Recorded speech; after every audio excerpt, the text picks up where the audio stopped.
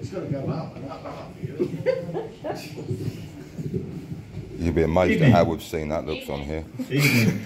Right, as mentioned, I do like to do a variety of stuff, and tonight's going to be different. There's some so-called humour and some serious stuff. And the first, it's great to be here, by the way. I mean, I've really enjoyed. I really look forward to tonight. It certainly lived up to expectations. So I hope I can as well. Whatever your expectations are, you know. So the first poem I'm going to do does sort of mix humour and serious, and it's called "See It, Say It, Sorted." Everywhere you go these days, you hear the same old mantra replayed. If you see something that doesn't look right, report it on 61016. See it, say it, sorted. A palindromic cure to call when you see anything wrong at all. If only they were expeditious whenever we did see something suspicious. Things I could have reported for not looking right include Swindon Town Centre on a Saturday night, full of zombies who make Chris Grayling look bright and alive and erudite. I've seen the Queen address us near a gold piano to royally take the piss. I've seen two elderly walruses arguing with venom about which one of them was actually John Lennon. But I've been in rehab since. But that's me being frivolous and slightly ridiculous, and I wouldn't expect meticulous investigations because that's not what it's for. Neither are the following, but I don't want them ignored. So I see them, I say them, I do my best, but we have to join forces to do the rest.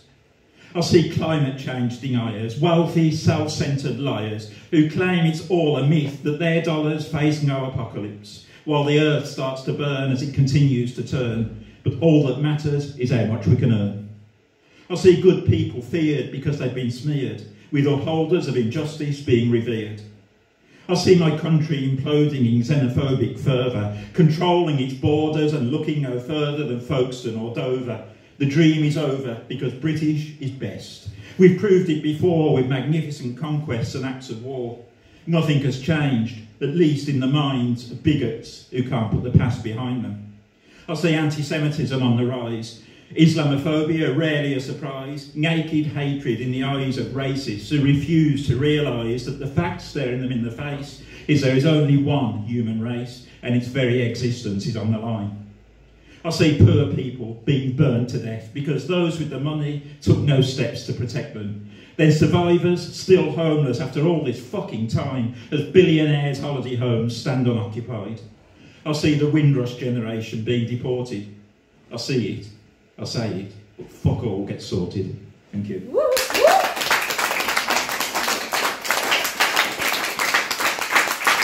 Thank you very much. Right, Theresa May, I mean, what a woman. You know, I mean, we can't ignore it at the moment, can we? And, you know, I mean, without doubt, she is the greatest Prime Minister this country's had since, well, probably since David Cameron, and we all know how good he was. You know, so, and appropriately, this poem is called Theresa.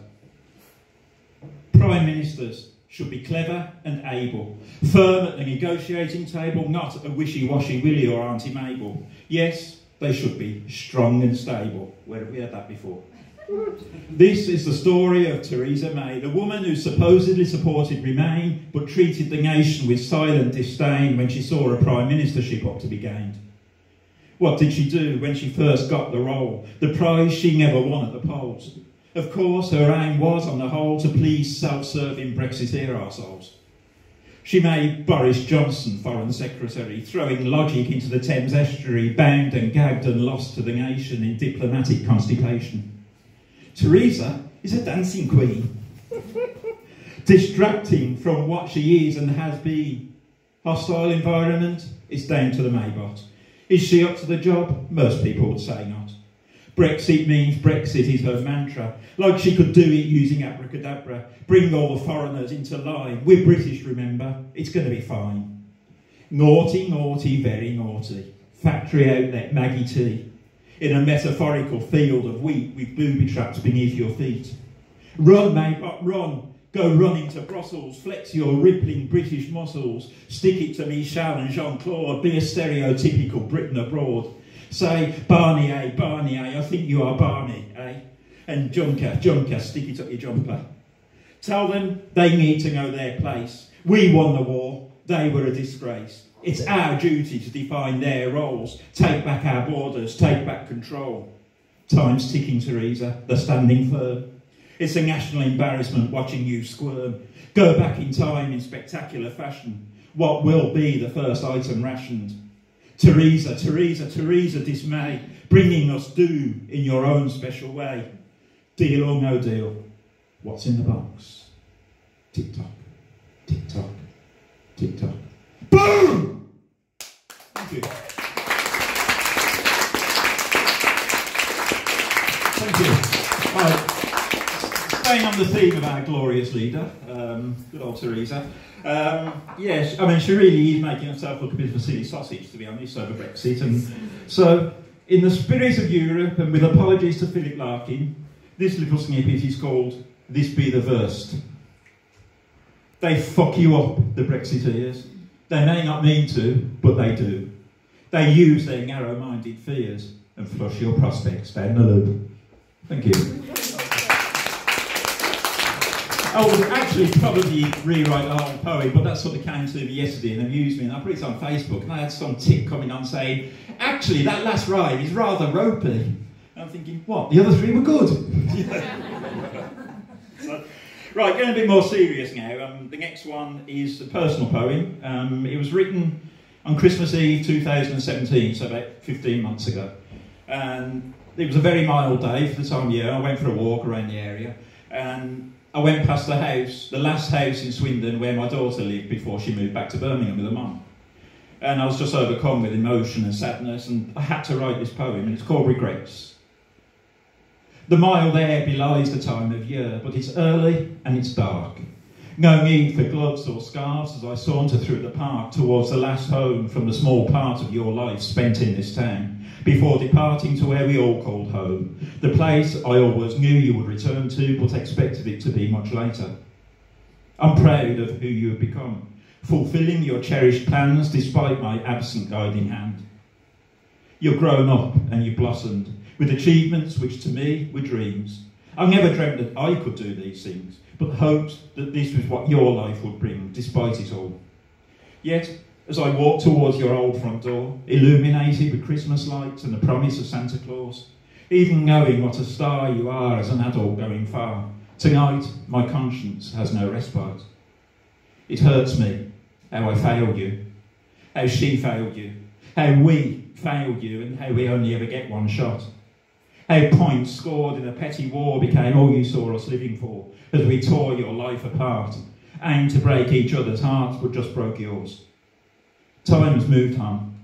It always has and always will. But the bitterest pill is memory. The symptoms of an overdose, a tear-stained face, and the fear that you will never feel close. That you'll just go through the motions because you feel a duty. And the beauty of togetherness was lost forever when we had one precious, priceless chance, but failed to deliver. Thank you.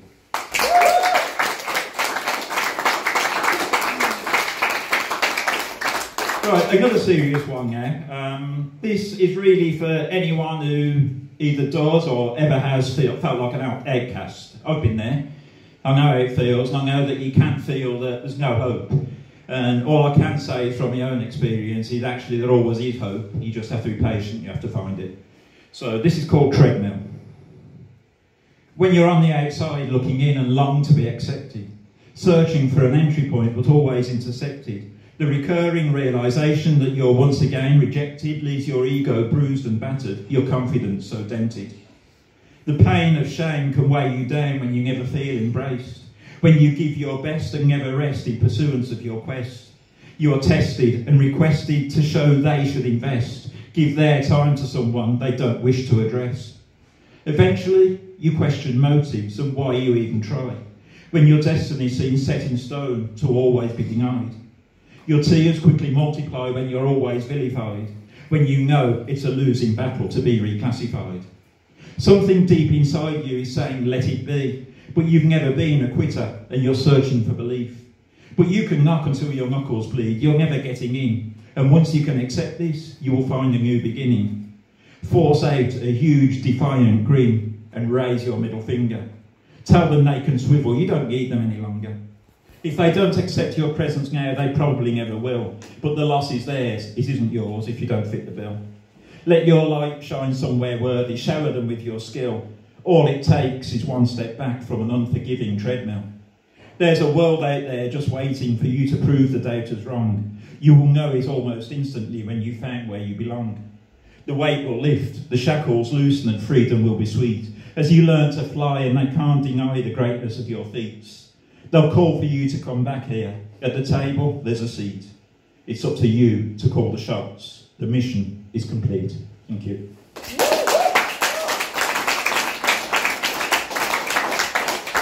Thank you. Right, the next one.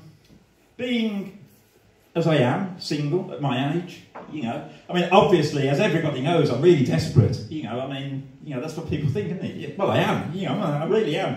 So I decided to put a personal ad in the local paper this week, an advertiser.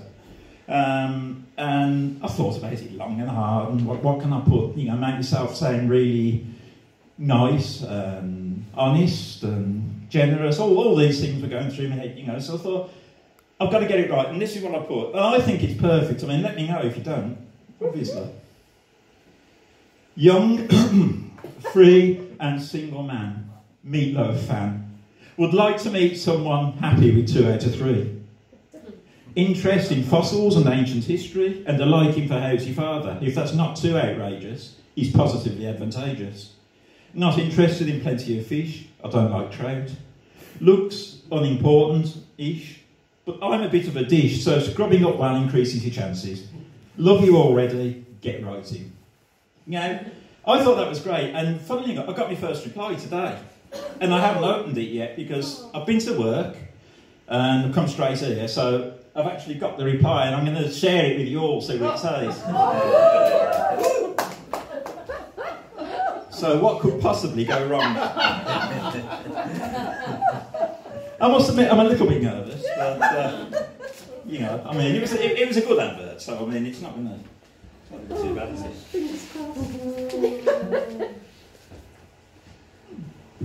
Hey you, it's me.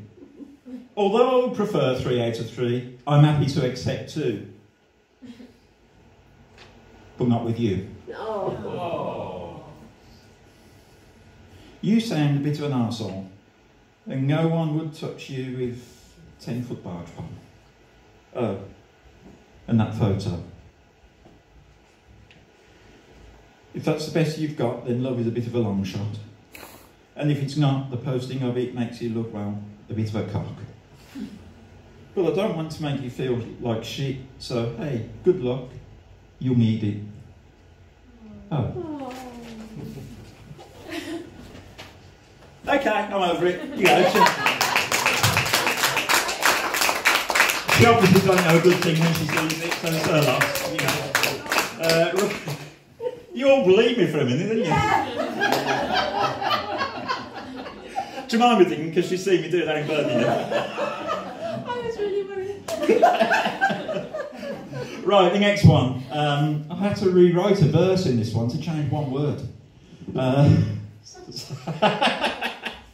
So, yeah, but it's fine, honest. Right, this is the story of Bill. Basically, the moral of it is don't be a Bill. Or if you are a Bill, if there are any Bills in there, I'm sure you're perfectly nice people, but don't be this Bill, all right? Bill had nothing until that fateful night. Picked up butts in search of a smoke, went to the food bank, but would still laugh and joke about how one day he would take flight, make a fortune, and see his mates right. Then he found a tenner in the street. Still swears to this day he didn't nick it, even though I was a tenner light. Bought himself some fish and chips and spent the rest on a lottery ticket. Euro Millions rollover week is always appealing when your life is so bleak. You steal a copy of the Daily Mail or the Sun simply to wipe your bum, the only highlight when you're up shit creek. Well, bugger me with a cricket stump. He only went and bloody won it. Found himself on an easier wicket and started smashing old friendships for 6. Ooh, I've just bumped my nose. As he decided what to do with it. Mega money changes things, corrupts the mind, and Bill changed more than most.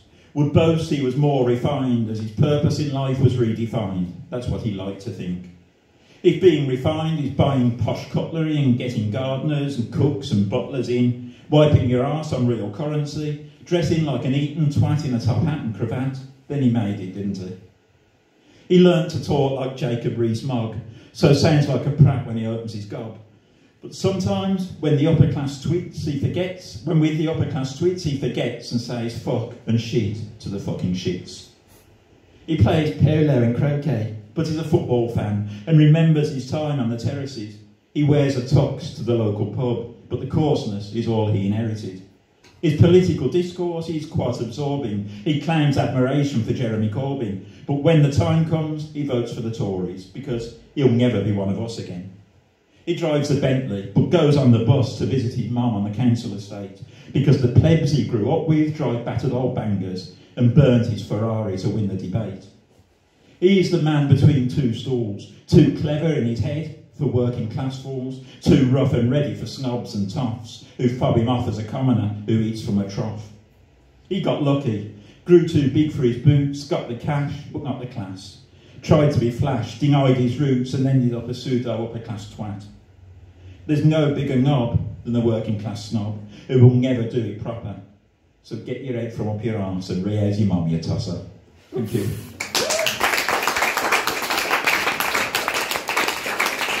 Right, before I do the last poem, I'm sure some of you know what's coming.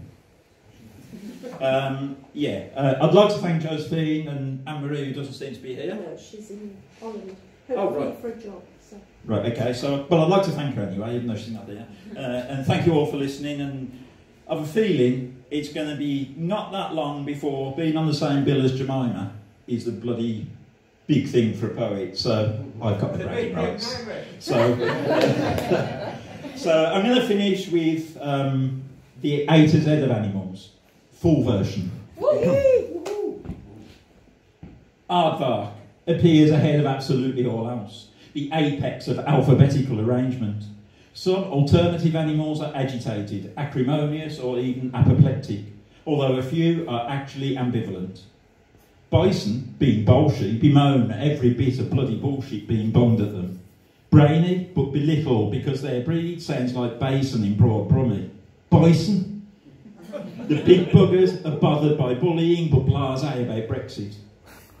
Conversely, cats are casually content because they can't comprehend or care about concepts categorising creatures as they carelessly claw chunks from the cuties of Clarissa.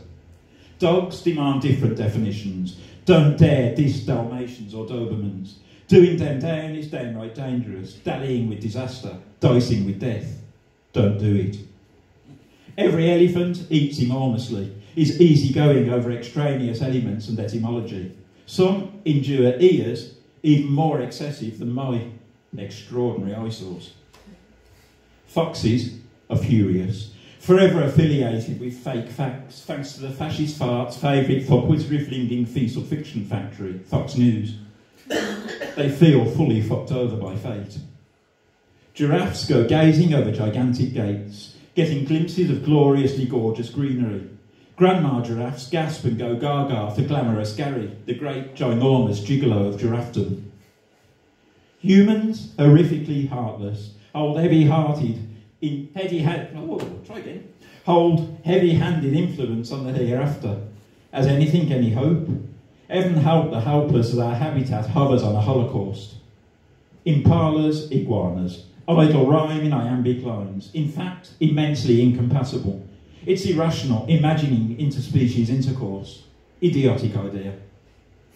Jellyfish just take joy in jeopardising enjoyment of jolly seaside jaunts. Jackass jerks. Jellyfish, geez, just... Kangaroos can kick in a kerfuffle. Kevin was killed by a king-size kanga, keeled over after a kick in the knackers. Probably karma. Kevin was a knucklehead. Lovable llamas live longish lives. Adam the llama is ludicrously lucky and earns lots of lolly playing for Liverpool. Living in luxury, however unlikely. Meerkats are members of the mongoose family. Magnificent, memorable, meek, mild-mannered and matey. Yet multiple meerkats make a mob. Many make money measuring the merits of markets. Nightingales are notable for singing nicely. Now, New evidence. No! New evidence. Names nightingale songs as nakedly noxious in their nature, never neglecting nastiness and kneeling nihilistic. In a nutshell, our notion of the nature of the nightingale as being naive. They need the nourishment of notoriety. Ocelots oscillate between outrageously obnoxious and out-and-out ordinary, only occasionally observably obvious. One once openly organised ocelot orgies in zoos near Oldham and Ormskirk.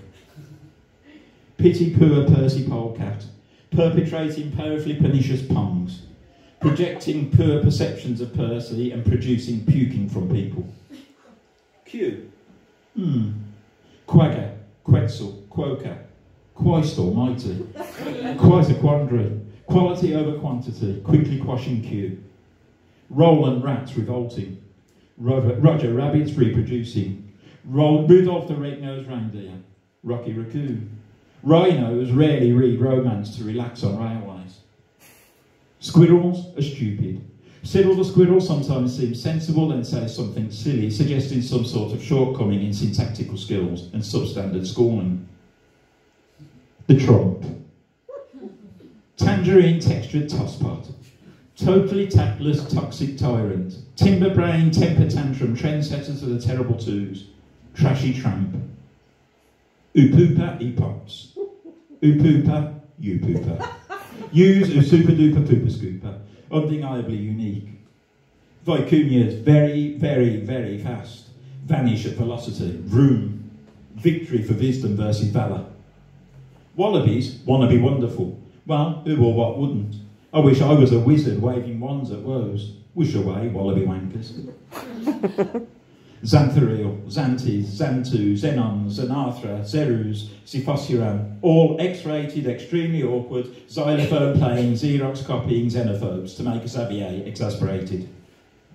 Yaks of yesteryear yearned to learn to yodel. Yes, efforts yielded tiny yaps and yelps that travel yards, yet yaks are yet to yodel. Young yaks do yoga instead. Zebras are stripy, not zigzagged. Zoom in on Zelda, driving a Zephyr, zipping away from the zoo. Zelda's sister Zoe Zebra zonked out, catching Zeds. Zzz. Thank you very much.